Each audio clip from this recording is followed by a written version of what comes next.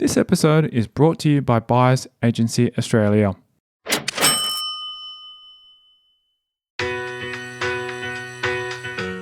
There was nothing really that I didn't think that I could do. Like, I wanted to leave home, so I left. I wanted to go to the US, so I did. I wanted to work in nightclubs, so I did. I wanted to, model, so I did. And it was just kind of like I'd make the decision and then I'd figure out how to do it. This is Property Investory, where we talk to successful property investors to find out more about their stories, mindset, and strategies. I'm Tyron Shum, and in this episode, we're speaking with Ludwina Dokovic, founder of The Room Exchange. We'll talk about the incredible twists and turns of her storied life, taking her from country New South Wales to New York City, plus how she's managed to be her own boss for nearly 30 years, and filling a gap to solve the Australian housing crisis.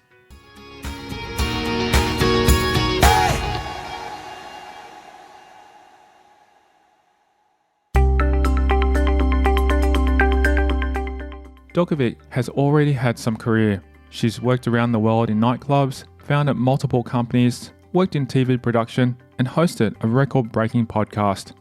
Her latest endeavour, The Room Exchange, was created to solve the problem of Australia's housing crisis. There's over 13.5 million unused spare rooms in 10 million homes across the country. It's Australia's first verified house sharing platform and is already a multi-award winning company as an Australian Small Business Award finalist in 2019. Unsurprisingly, Dokovic's typical day is never the same.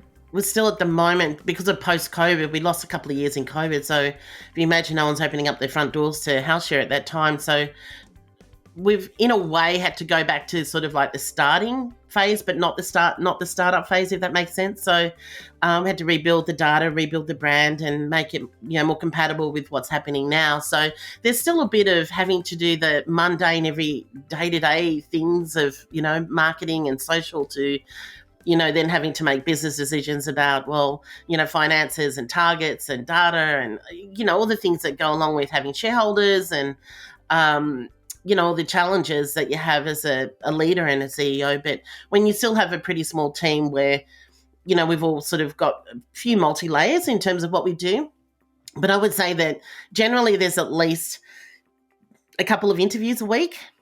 I get a lot of media, which has been wonderful, but, we've come at a time where something like the Room Exchange is really needed because we're in a rental crisis. So there's a lot of conversations that I'm having around that. I have my own podcast show as well, so interviewing there. So there's usually about 3 or 4 interviews a week all up, communicating with my advisors, and I'm talking a lot with government at the moment. We've made some major inroads with the Treasurer of Victoria and various different aspects of government to put submissions in next year for the budget to get some regional areas piloted, as in specific geographical test ranges for the Room Exchange. That's been great. A lot of networking. Well, at least one networking event a week. I like to get out. I do a lot of networking on LinkedIn too. I have to say, I think I've pretty well nailed that one. But there is a key to it. And anyone who's listening, if you're just sending out cold messages and you expect me to respond, it's not going to happen. You've got to have a bit of love, bit of connection, bit of care around it.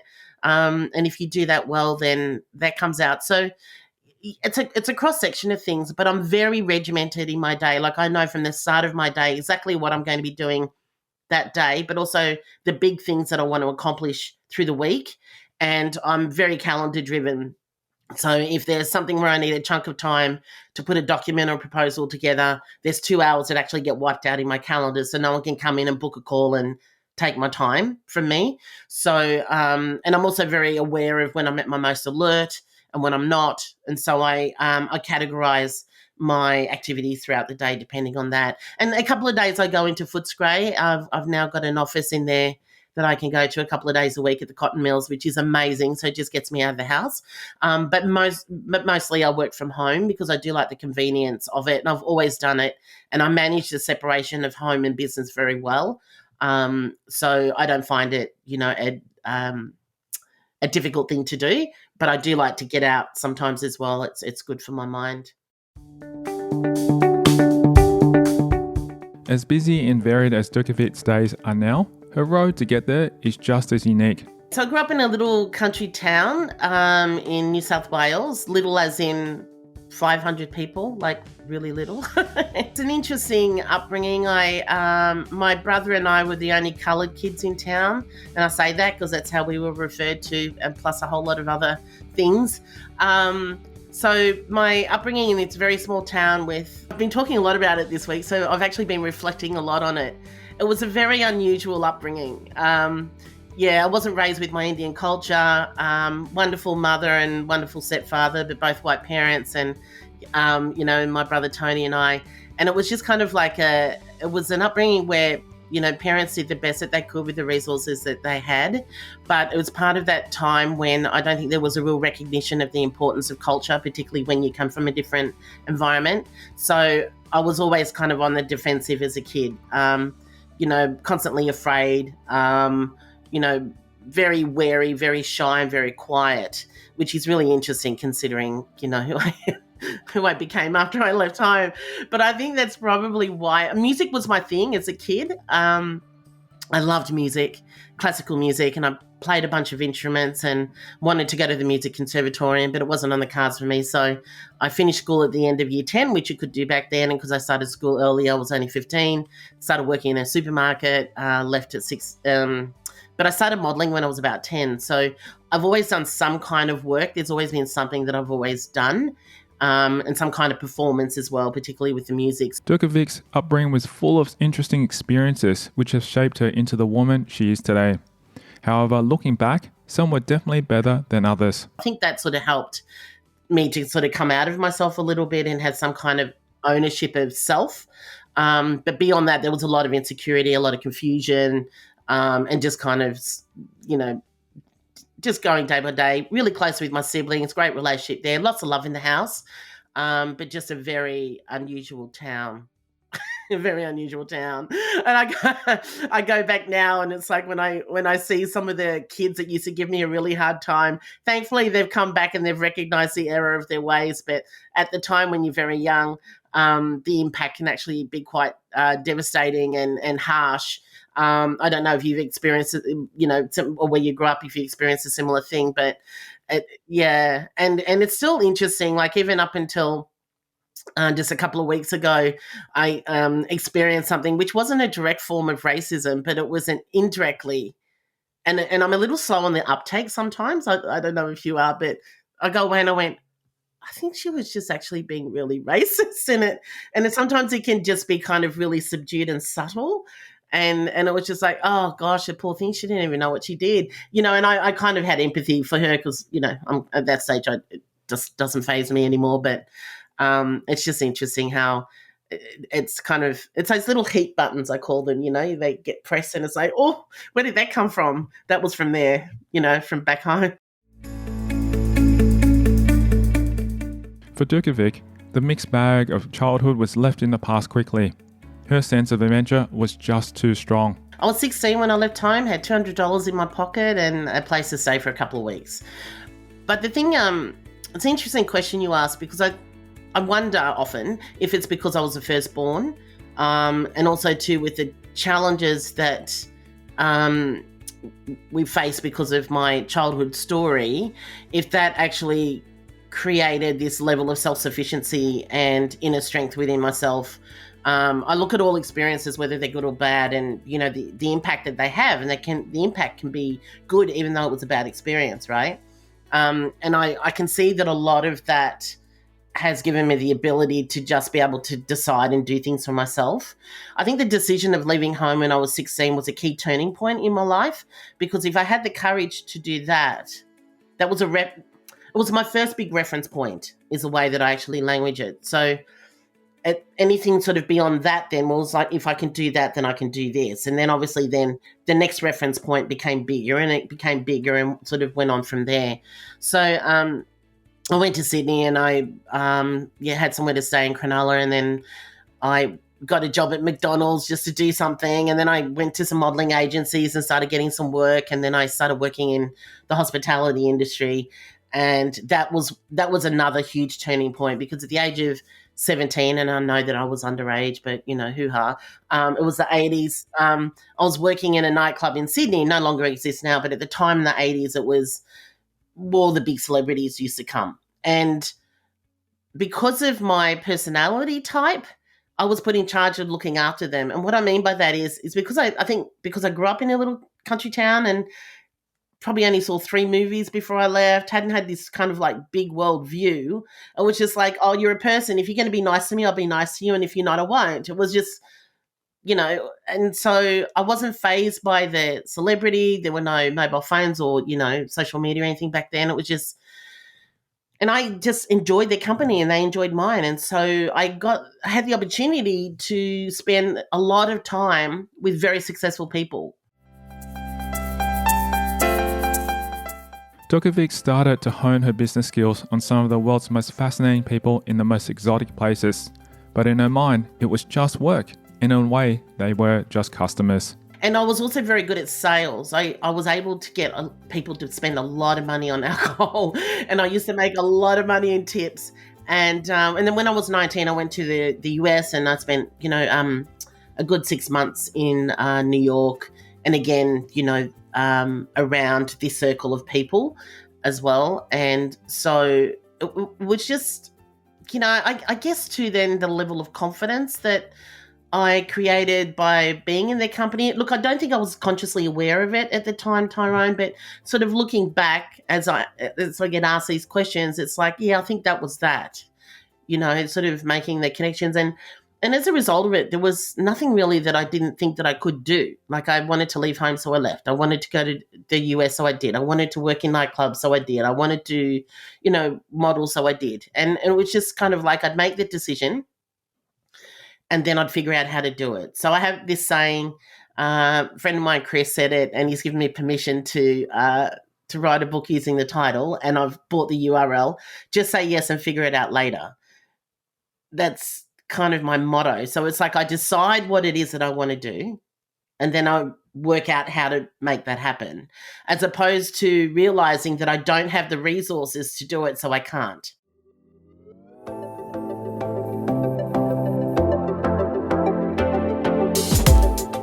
Coming up after the break, we hear more about Ludwina Djokovic's adventures, rubbing shoulders with the stars. So you'd remember George Michael. Yeah, he was a mate. Spent a bit of time with George. Mel Gibson used to hang out at the Cauldron quite a lot. Plus, an insider's view into starting your own business from your bedroom. So I started to learn a lot about tech because tech was just coming in. And I also wanted to do something that wasn't going to that would help to keep my business brand alive, that didn't require me to look good, feel good, or go anywhere. So I started podcasting in 2010. I did my first audio podcast. And that's next. I'm Tyrone Shum, and you're listening to Property Investory.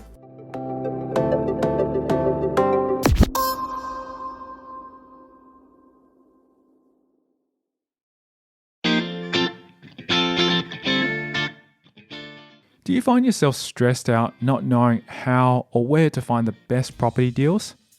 Or what the best strategy is to build a wealth-generating portfolio? Well, Dragan Dominski can help you, while you save time and money.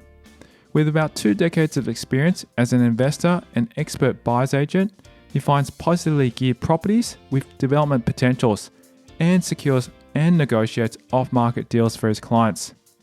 Now, he's offering you a no-obligation 45-minute strategy call to get you started. Just simply text the code BAA with your name and email address to 0405 105 074 to get your no-obligation free 45-minute strategy call.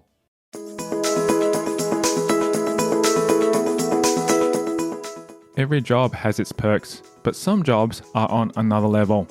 Djokovic's nightclub career seemed to have it all. I worked in, again, the coolest bar in New York at the time. In Manhattan. It was like, it was like 95% of the patrons were celebrities. So you'd remember George Michael. Yeah, he was a mate. Spent a bit of time with George. Mel Gibson used to hang out at the Cauldron quite a lot.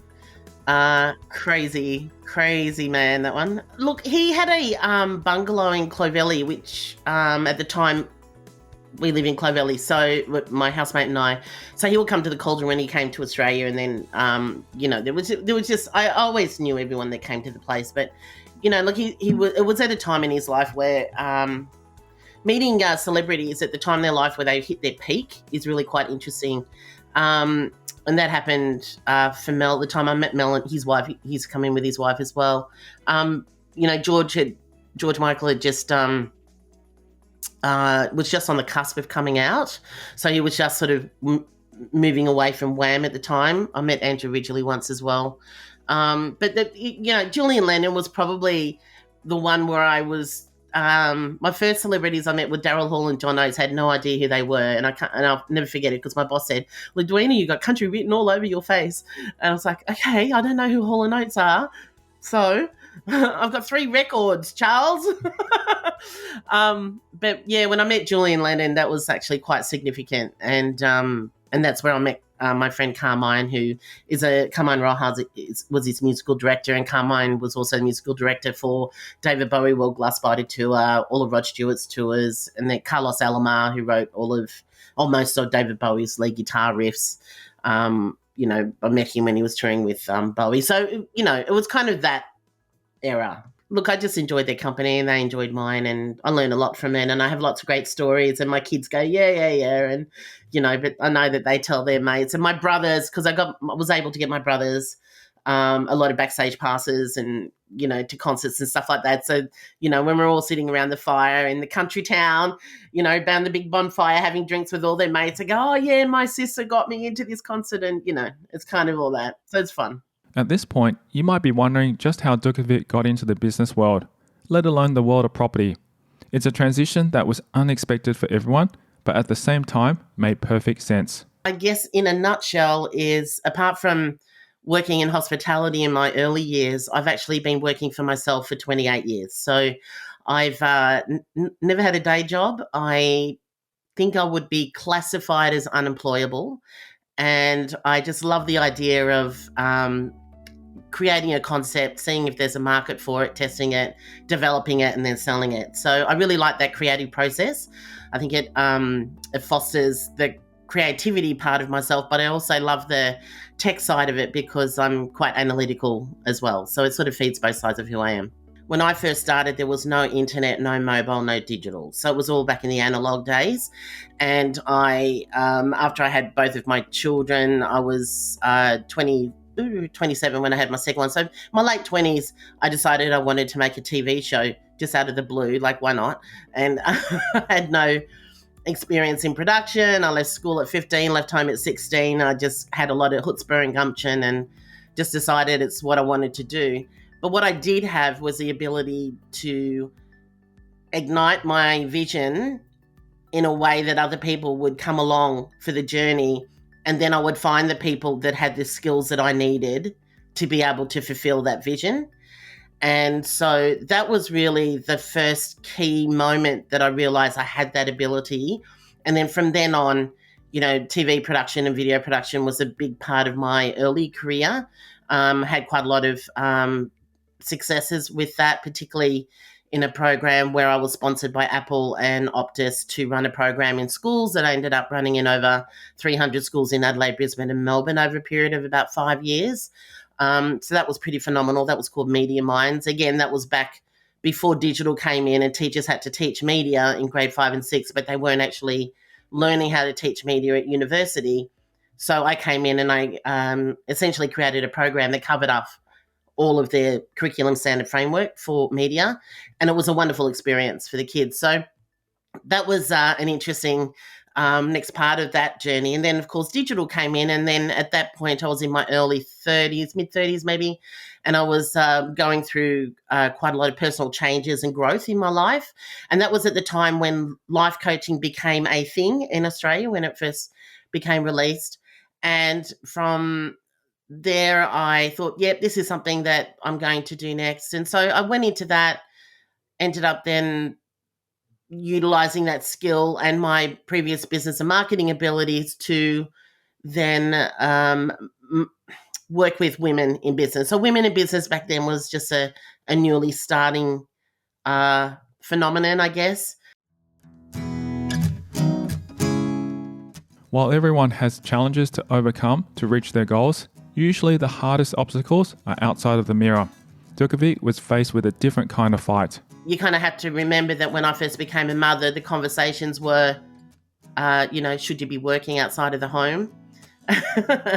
And so as women started to develop businesses for themselves from home, particularly, there was a lot of my skills that I had learned with juggling children as well as my own businesses that I was able to support them. So then I started a national women's events company, as you do, to get clients in. And, that was an amazing experience. We had networking events running around the country. And then cancer became part of my journey at about 5 years into that, which I'm now 12 years cancer-free. So I'll just say that. But that was...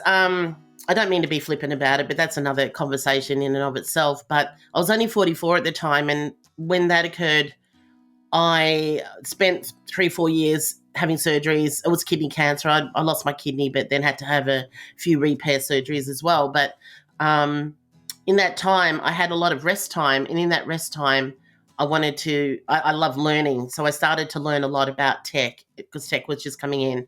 And I also wanted to do something that wasn't going to that would help to keep my business brand alive, that didn't require me to look good, feel good, or go anywhere. So I started podcasting in 2010. I did my first audio podcast. And that was back in the days when, I had to teach people how to download a podcast on iTunes. Hit number 1 half a dozen times, I think. I got screen grabs of it for evidence and you were noteworthy. And then people started asking me, well, how do you do it? Can you teach me? And then I started to realize, if I hear something 3 or more times, there's possibly something in it. So then I created the podcast masterclass. Then I had to have another surgery. And then I wrote a book on digital and marketing. And the following year I had to have another surgery. So I launched that book in digital and print worldwide. And then after that, I started to pick up and then started working alongside some pretty significant people in the tech space. My reputation through interviewing leaders in the tech industry through the podcast opened up a big, platform for me and doors, as I imagine it has for you as well. And the knowledge that I gained, plus the connections and the relationships, then started to, really develop my mind in ways that I had never really thought of before, and led me more into, then started to invest in tech and then work within tech companies as an advisor.